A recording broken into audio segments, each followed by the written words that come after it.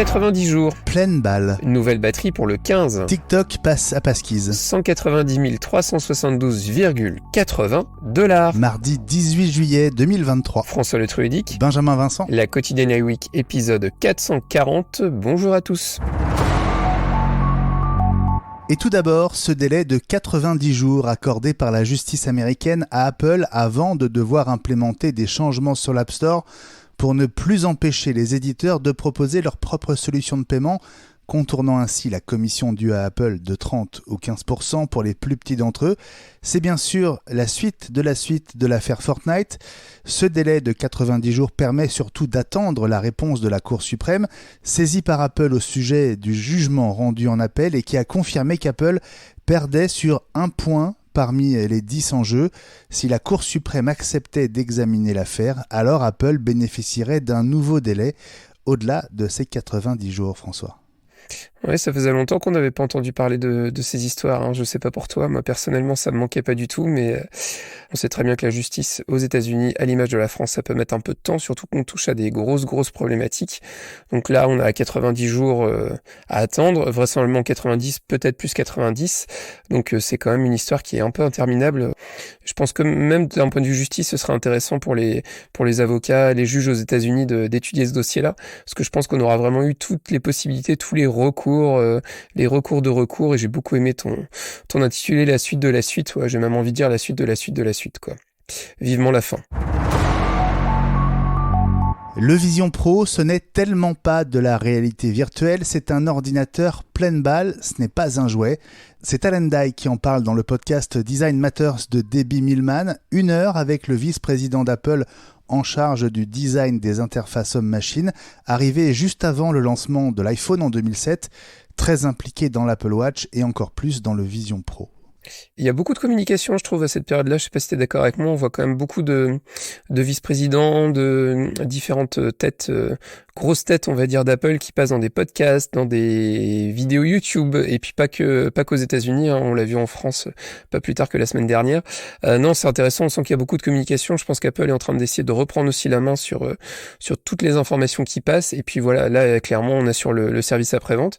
Parce que le problème, c'est que ce Vision Pro, il a été annoncé au mois de juin, et puis il sortira pas avant le début de l'année prochaine au mieux, donc il va falloir meubler pendant ces 6 mois pour continuer à entretenir le buzz, et je pense qu'on risque de les avoir régulièrement. Puis il y aura peut-être des petites nouvelles fonctionnalités, il y aura des vidéos qui apparaîtront au fur et à mesure.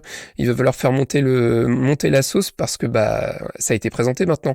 L'effet waouh, il est passé, donc il faudra le relancer d'ici la sortie en vrai, et que n'importe qui aux États-Unis avec un gros budget puisse se l'acheter.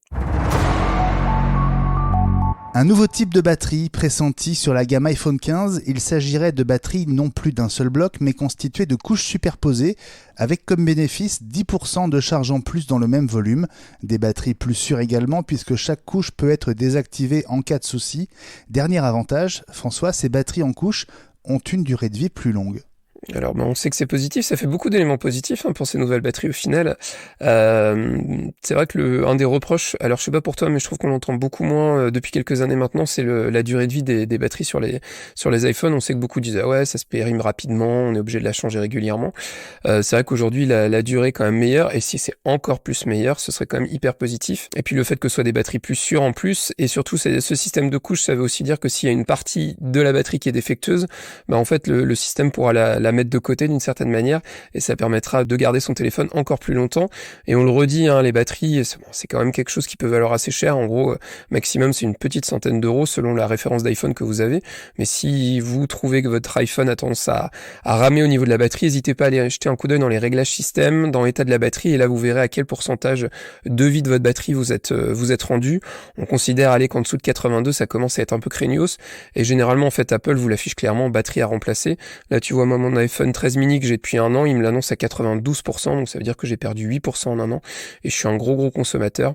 Et je repréciserai enfin pour terminer, oubliez pas qu'à cette période l'été, la batterie a tendance à chauffer énormément, surtout avec la recharge par induction, je trouve. Je sais pas si tu seras d'accord avec moi.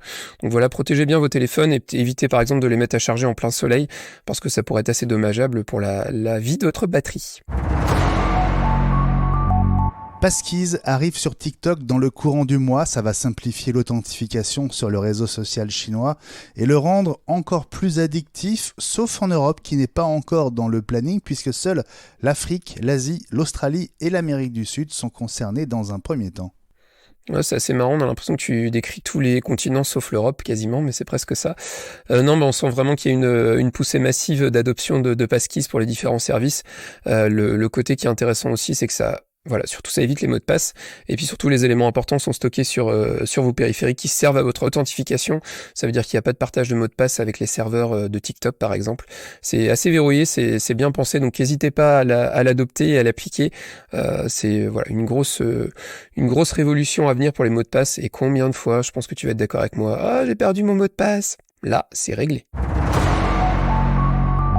Et puis 190 372 $ et 80 cents, c'est le prix final auquel a été adjugé un iPhone de 2007 encore sous cellophane, record absolu, mais il s'agit d'un modèle particulier puisque c'est l'iPhone 4 Go qui n'avait eu que quelques semaines de durée de vie à l'époque, François.